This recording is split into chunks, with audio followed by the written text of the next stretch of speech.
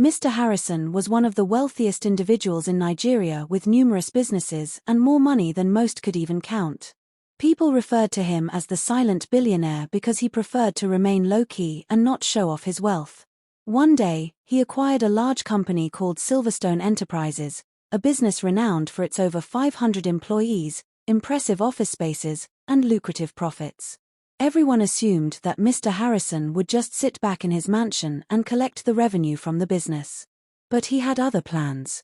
He had heard unsettling rumors, stories about employees embezzling funds, managers demanding favors in exchange for promotions, and lower-level staff being treated unfairly. These stories concerned him. How could I know who is loyal? He wondered. How can I tell who is honest and good-hearted? Then a thought struck him. I will go there myself, but not as the boss. I will go as a poor old man. I want to observe how they treat someone they believe has nothing. The following Monday morning, Mr. Harrison arrived at the gates of Silverstone Enterprises, but this time not in his usual luxury convoy. He wasn't dressed in a sharp suit, and he didn't have the usual respect that came with his position. Instead, he wore a loose patched-up shirt, baggy brown trousers with holes at the knees, and an old worn-out cap. His polished shoes had been replaced with dusty sandals. He carried a small black bag filled with old clothes, water, and a mop head sticking out. Even his posture had changed. The once strong, confident man now walked with a slight bend in his back, as if age had caught up with him. His voice, usually deep and commanding, was now frail and shaky. He looked like someone who had lived a difficult life. He joined the long line of job seekers outside the company gates. The sun beat down mercilessly, but Mr. Harrison stood silently unnoticed in the heat. A few younger men looked at him with pity. See this old man, one whispered. At his age, he's still walking. Another one laughed. Let him go home and rest. He's too old for this. Mr. Harrison didn't react to their mockery. When it was his turn, he stepped forward to the security desk. What do you want? The grumpy security guard asked while chewing gum. I'm looking for a job, Mr. Harrison answered quietly. The guard looked him up and down and sneered. With this dress, what kind of job do you think you'll get? I can clean, Mr. Harrison replied.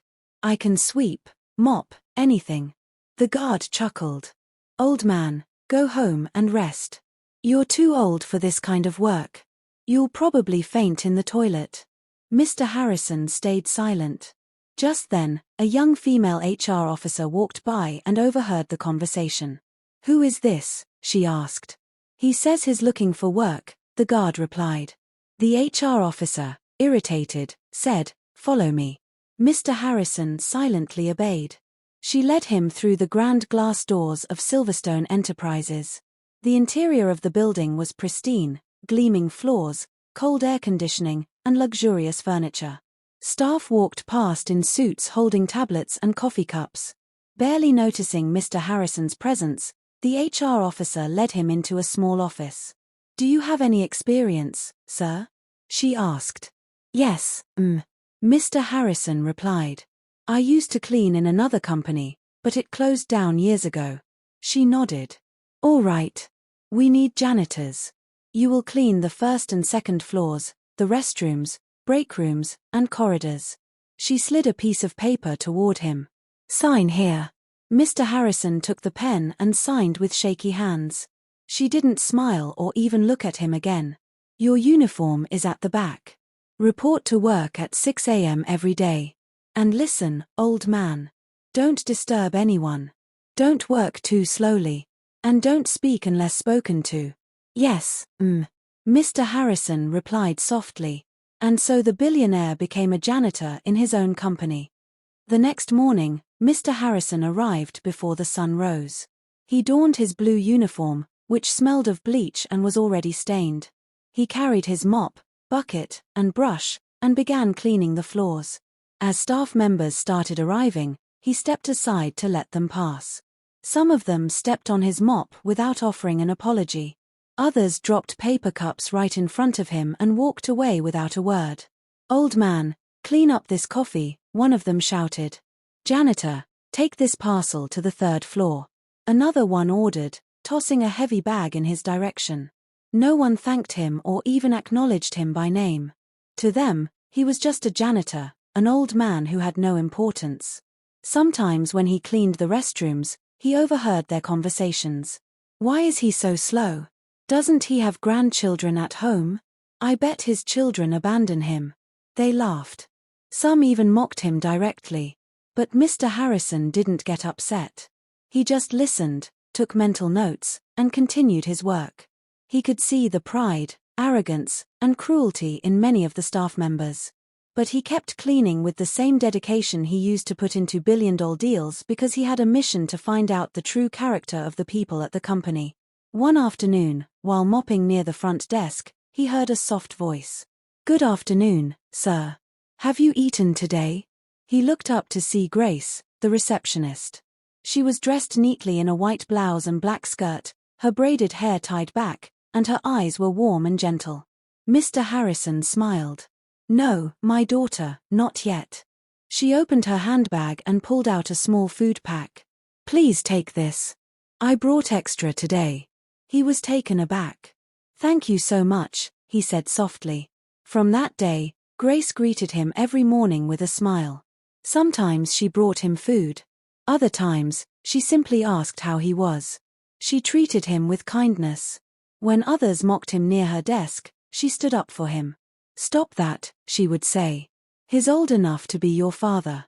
Show some respect." Mr. Harrison watched her closely. Grace wasn't just kind, she was also smart. She had graduated with first-class honors in business administration from the University of Lagos. Yet, she had been stuck in the receptionist role for 3 years. Why? Because she refused to sleep with her manager. Mr. Harrison clenched his jaw but said nothing. Let them keep mocking me, he thought. Soon the truth will speak for itself. So while everyone saw him as just an old janitor, Mr. Harrison was quietly gathering the truth, one stroke at a time. One rainy morning, the rain fell heavily, drumming loudly on the roof of Silverstone Enterprises like a warning. Mr. Harrison was mopping the lobby, water dripping from his sleeves, when he felt a gentle tap on his shoulder. "Sir, you're soaking wet." Grace's voice was soft. He turned to see her holding out a small towel. He blinked in surprise. "You're giving this to me?" "Yes," she replied. "Please take it. You'll catch a cold." That small gesture touched something deep inside him. All morning, not a single person had even looked at him, let alone offered help. Yet Grace, the receptionist, had treated him as a fellow human. "Thank you, my daughter," he said softly, his voice thick with emotion. From that day on, Grace became a bright spot in Mr. Harrison's otherwise hard days. Whenever he passed by the front desk, she greeted him warmly. "Good morning, sir. Hope you slept well. Have you eaten today? Please sit and rest for a while. You've been working too hard." At first, Mr. Harrison didn't know how to respond. It had been a long time since anyone had cared for him without expecting something in return. In his billionaire world, smiles were always given to gain favor. But Grace's kindness felt pure and real. One afternoon, when most staff had gone to lunch, Grace came to him quietly and handed him a small white bag. "I made rice and stew," she said. "I brought extra." Mr. Harrison looked at the food, then at her. "Grace, I have no money to pay you," he said. She laughed softly. "I didn't ask for money, sir. You remind me of my father. He passed away 2 years ago. He was kind like you." Mr. Harrison's throat tightened. He nodded slowly, taking the food with both hands, feeling deeply grateful. In the hallways, whispers followed. But not everyone liked the attention Grace showed the janitor. One day, a young man from the accounts department scoffed. "Grace, why are you always talking to that dirty old man? Do you have no shame? Are you trying to be the good one?" She looked him squarely in the eye.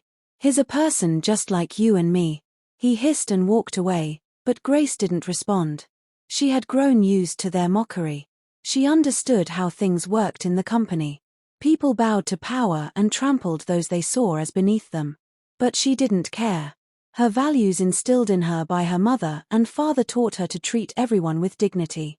Mr. Harrison overheard it all. "Grace has a heart of gold," he thought. Yet they treat her like she's nothing. He decided to learn more about her. Late at night, when most of the employees had gone home, Mr. Harrison used a master key he had obtained to sneak into the staff records room. There he found Grace's credentials. Grace Mitchell, first-class graduate in business administration from the University of Lagos with multiple awards and top performance reviews. Why then was she still stuck at the receptionist desk? The answer came one day when Mr. Harrison overheard a conversation between Grace and the company manager, Mr. Davidson. "I've done everything the company has asked of me," Grace said, her voice firm but trembling. "I work hard. I come in early. I stay late. I deserve a promotion." Mr. Davidson's voice was cold. "I've told you what it takes. I'm not sleeping with you," Grace said. There was a pause, then a mocking laugh. "Keep sitting at that desk." Grace walked out of the office, wiping tears from her eyes. Mr. Harrison clenched his fists. He knew the truth. Grace was being punished because she refused Mr. Davidson's sexual advances. That evening, Mr. Harrison went home, his heart heavy with rage, but he said nothing. Not yet. He knew he needed more evidence. The next day at Silverstone Enterprises, everything would change. The following day, Mr. Harrison stayed behind after hours, quietly pretending to clean the office kitchen. He had planted a small voice recorder in his mop bucket, positioned perfectly to capture any incriminating conversations. Around 6:45 p.m., Mr. Davidson returned to the office with two senior staff members. They were unaware that Mr. Harrison was still there. "Okay, how much did we move this week?" Mr. Davidson asked, his voice low. 4 million naira, one of the men replied. "We'll use the old project code so no one notices." "Good," Mr. Davidson responded. "Send it to the offshore account. I'll sign the final approval tomorrow." Mr. Harrison froze in place. "They're stealing company funds right in front of me." He waited until they left, then quickly retrieved the recorder, his hands shaking with anger. "Now I have proof," he thought to himself. But this was only the beginning. Over the next few weeks, Mr. Harrison uncovered even more corruption within the company.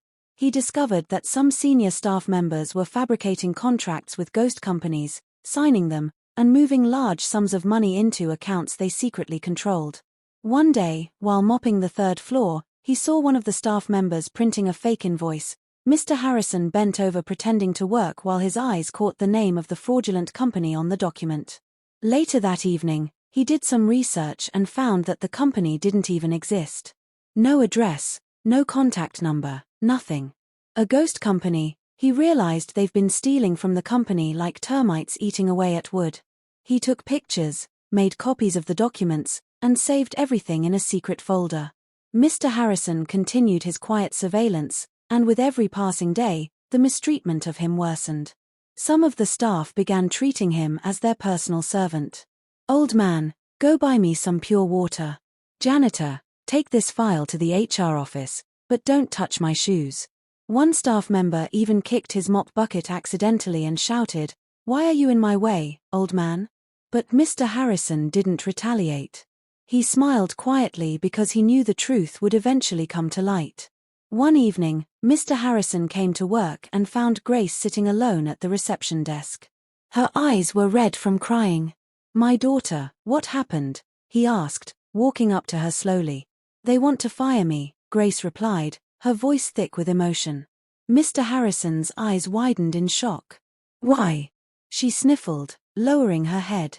"Someone accused me of misplacing company documents, but I swear I've never even seen the documents they're talking about." Mr. Harrison sat next to her, his heart aching. "Who accused you?" "Mr. Davidson," she said quietly, his hands clenched into fists. He already knew what was happening. Grace was being targeted because she had refused Mr. Davidson's advances. "Don't worry," Mr. Harrison said gently. "God is watching." But even as he said it, he knew that it wasn't just God watching. He was watching, too. And he had seen enough. That night, Mr. Harrison went back to his mansion, standing in front of a large mirror. He looked at himself, dressed in his dirty janitor clothes, his face tired, eyes weary. But behind the fatigue, there was a spark of determination. He opened a secret compartment in his safe and pulled out a file thick with evidence. Inside were voice recordings, printed emails, fake contracts, photographs, and a report from an accountant he had secretly hired to verify the thefts. He placed the file on the table and whispered to himself, "They think I'm a fool. They think I'm just a janitor, but soon they will see who I really am." The time had come for him to act. The next morning, everything at Silverstone Enterprises appeared normal. The sun shone brightly, the building gleamed like glass, and the staff moved about with their usual smiles and gossip. But something was different this time. There was an unusual tension in the air. Grace sat at the front desk, her face pale and her eyes swollen from crying all night. She had already packed her small bag, expecting to be fired. Upstairs, Mr. Davidson was laughing on the phone. "Yes, we'll push her out today. She thought she was special, but she'll learn. This is the last day she'll sit in that office." At exactly 9 a.m., the building's loudspeakers came on. A voice none of the staff had ever heard before echoed through the halls. "All staff are to report to the conference hall immediately. This is a special emergency meeting. No excuses." Confused murmurs spread through the office. Who made that announcement? Some people wondered. We thought the CEO wasn't in town. Everyone, managers, staff, janitors, and secretaries, hurried down the hall to the conference room. As they filed in, there was complete silence. The large screen at the front of the room flickered to life, and a member of the company's board appeared, clearing his throat. "Ladies and gentlemen, I introduce to you the new owner of Silverstone Enterprises. He will address you now in person." The staff exchanged looks of confusion. "New owner? Isn't that supposed to be Mr. Peterson?" "No. I heard the company was bought quietly by someone else." Suddenly, the doors to the conference hall swung open and in walked Mr. Harrison, but this time he wasn't the janitor. No, today he wore a sleek black suit, a gold wristwatch, dark sunglasses, and polished Italian shoes that echoed with each step he took. Behind him, security officers and personal assistants followed. It was the same man who had mopped their floors, the same man they had mocked, insulted, and ignored. He walked to the stage, removed his sunglasses, and scanned the room. Some gasped, some stared with their mouths wide open. Mr. Davidson nearly dropped his phone. Grace's hand went to her mouth in shock. Then, with a calm voice, Mr. Harrison addressed them. "Good morning, everyone. My name is Harrison, and I'm the one who bought this company 6 months ago. But instead of making a grand entrance, I decided to come in quietly as a janitor. Why? Because I wanted to see the true heart of this company. I wanted to know how people behave when they think no one is watching." The room was dead silent. You could hear a pin drop. "I wanted to see the reality of this place," he continued. "And what I found broke my heart." He raised his hand and a projector flickered to life. Images of fake contracts, stolen phones, voice recordings, and illegal transactions appeared on the screen. He turned to Mr. Davidson. "You," he said, "you stole over 37 million naira. You used ghost companies to move money, and you tried to fire an innocent woman just because she refused to sleep with you." Mr. Davidson's legs wobbled. "Sir, it's not what it looks like." Mr. Harrison slammed his hand on the table. "Don't lie." Security officers stepped forward and Mr. Davidson was immediately escorted out of the room. The crowd was stunned into silence. Some watched in shame. Some even applauded. Mr. Harrison addressed the staff again. "And he's not the only one. Several of you here have been diverting company funds, treating junior employees like slaves, and mocking those who are beneath you because you think you're better than them. But the truth is now out in the open." He looked around the room, his gaze intense.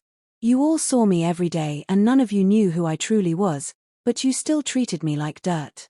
That is who you truly are." The room was still as Mr. Harrison's words sank in. He then turned to Grace, who was standing at the back of the room, her hands trembling. "You," he said softly, "you are the only one who showed me kindness when I had nothing. You fed me when I couldn't pay for my own food. You stood up for me when others mocked me. You protected me like a daughter would protect her father." Grace stood still, stunned, unable to speak. Mr. Harrison smiled warmly at her. "You are the only one who has shown me respect," he said. "So, Grace, I am giving you what you deserve." He walked down from the stage and handed her a letter. Her hands shook as she opened it. When she read the contents, her mouth fell open in disbelief. "You are now the new general manager of Silverstone Enterprises," Mr. Harrison said. The room erupted in applause and whispers. Grace was overwhelmed with emotion. "But sir," she stammered. "I don't understand." "You earned it," Mr. Harrison said. "Your hard work, your integrity, your values. This company needs someone like you. You will lead it with honor." Tears streamed down Grace's face as she looked at him. She had spent so many years being ignored, mistreated, and belittled. Now everything had changed. By the end of the day, 5 senior staff members were arrested. 2 were handed over to the police while 3 others were suspended indefinitely. Mr. Harrison announced that there would be a full audit of all the company's accounts. He also implemented new policies to ensure that workers would never face harassment, bullying, or injustice again. The office was no longer the same. As Mr. Harrison walked through the halls, no longer as the silent janitor, but as the lion who had returned to his kingdom, people stepped aside to greet him, some bowing, some nervously avoiding eye contact. But he no longer smiled at them in the same way he had seen their true faces. As he passed Grace's new office, he stopped and smiled. "Thank you, my daughter," he said. Grace stood up from her desk and bowed deeply. "You changed my life," she said softly. Mr. Harrison's heart swelled with pride, knowing that in his quest to find loyalty, he had not only found the truth, but also the one person who had treated him with dignity when no one else did. And Silverstone Enterprises would never be the same again. This story reminds us that true power lies in integrity and kindness. It's not about what we have, but how we treat others that defines us. If this story inspired you, hit that subscribe button and share it with someone who needs to hear it. Let's create a world where every person is valued no matter their title.